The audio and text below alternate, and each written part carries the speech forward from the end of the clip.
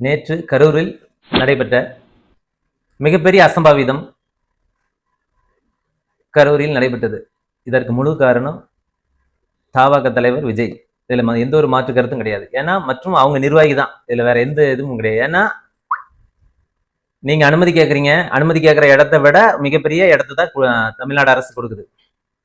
அனுமதி கேட்ட இடத்தை விட மிகப்பெரிய இடத்தையும் கொடுத்து நீங்க எழுதி கொடுத்தது வெறும் 10,000 நபர்கள் தான் அதுல கலந்துக்கிறாங்கன்னு சொல்லி. ஆனா வந்தது 30,000 பேர். 30,000 பேர் எல்லாம் சிறு குழந்தைகள், எல்லாம் மிகப்பெரிய பாதிப்பு. காலை 11 மணி இருந்து நீங்க பிரச்சாரம் சாயங்காலம் 6:30 மணிக்கு வர்றீங்க. 6:30 மணி வரைக்கும் காத்திருந்து அந்த கூட்ட நெரிசல். 6:30 மணிக்கு நீங்க வரும்போதே அங்க மரணத்தின் ஓலம் இருந்துட்டே இருந்துச்சு. அதை யூடியூப் சேனல் மூலியமா நம்ம வெளிப்பரப்பக்கூடிய சேனல்லையும் பார்த்தோம், டிவி சேனல்லையும் நேரடியாக லைவாகவும் பார்த்தோம்.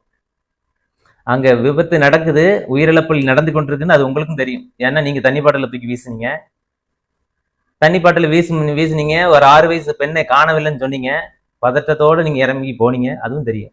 இப்ப இத்தகைய கூட்டத்துக்கும் இத்தகைய உயிரிழப்புக்கும் முழு காரணம் உங்க கட்சியும் நீங்களும் தான். ஏன்னா அங்க நடைபெற்ற கூட்டம் அவ்வளவு பெரிய கூட்டமா இருக்கும்போது நீங்க அந்த கூட்டத்தை தவிர்த்திருக்கலாம்.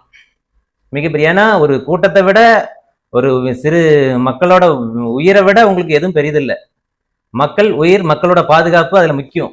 ஆனா நீங்க அந்த பாதுகாப்பை உங்களுக்கு உங்க அரசியலுக்காக அதை எடுத்துக்கிட்டீங்க. மக்களோட உயிரை இன்னைக்கு கொன்னு இருக்கீங்க. கிட்டத்தட்ட 39 உயிர்கள் பறிவு இருக்கு. அப்பாவி மக்கள். நீங்க பண்ணது கொலையும் செய்துவிட்டு ஃப்ளைட் ஏறி சிரிச்சிட்டு கையாட்டிட்டு நீங்க வீட்டுல போய் ஒரு பதிவு இதையும் நொறுங்கி விட்டதுன்னு பதிவு போடுறீங்க. அரசியல் கட்சி என்பது 3 மணி நேரம் சினிமா இல்ல. அரசியல் கட்சி என்பது வாழ்க்கை முழுவதும் மக்களுக்கு சரியான ஒவ்வொரு திட்டத்தையும் வகுத்து மக்களுக்கு தேவையானதை பார்த்து செய்து மக்களை பாதுகாக்கக்கூடிய பணியை செய்வதுதான் அரசியல். ஆனா விஜயோட அரசியல் 3 மணி நேரம் அரசியல். எதை பேசுவது என்று தெரியாத எதையோ பேசுவது, என்ன இருக்குது களத்தில் இருக்கிறது என்று தெரியாமல் நீங்கள் பேசுவது. ஒரு கூட்டத்தில் ஒரு ஆம்புலன்ஸ் வருதுன்னா ஆம்புலன்ஸ் எதுக்கு வரும்? மக்களை காக்கத்தான் வரும். ஆனா நீங்க என்ன சொல்றீங்க? அந்த ஆம்புலன்ஸை கிண்டல் பண்றீங்க.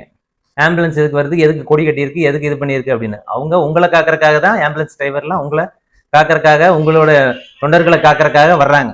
ஆனா அவங்களையும் நீங்க ஏளனமா பேசுறீங்க, நக்கலா நையாண்டியா அரசை திட்டுறீங்க. அரசு உங்களுக்கு பாதுகாப்பு கொடுக்கணும்னு சொல்லி தான் நீங்க வரும்போது எப்படியெல்லாம் நடந்துக்கணும்னு சொல்லி, எப்படியெல்லாம் இருக்கணும் அப்படின்னு சொல்லி ஒவ்வொரு முறையும் சொல்லுது, அறிவுறுத்துது. ஆனா நீங்க எதையுமே கேட்கறது இல்ல, நீங்களும் கேட்கறது இல்ல, உங்க தொண்டர்களும் கேட்கறது இல்ல. அதனாலதான் இப்பேற்பட்ட மிகப்பெரிய விபத்தை சந்திச்சிருக்கு. பாதுகாப்பு கொடுக்க முடியாத உங்களால எப்படி மக்களுக்கு நல்லாட்சியை கொடுக்க முடியுங்கிறது மக்கள் உணர்ந்திருப்பாங்க. பெரிய கூட்டம். இந்த கூட்டத்துல கிட்டத்தட்ட அத்தனை பேர் பாதிக்கப்படுறாங்க. உங்களுக்கு நீங்க தண்ணி பாட்டில தூக்கி வீசுறீங்க. இதெல்லாம் பார்த்துட்டே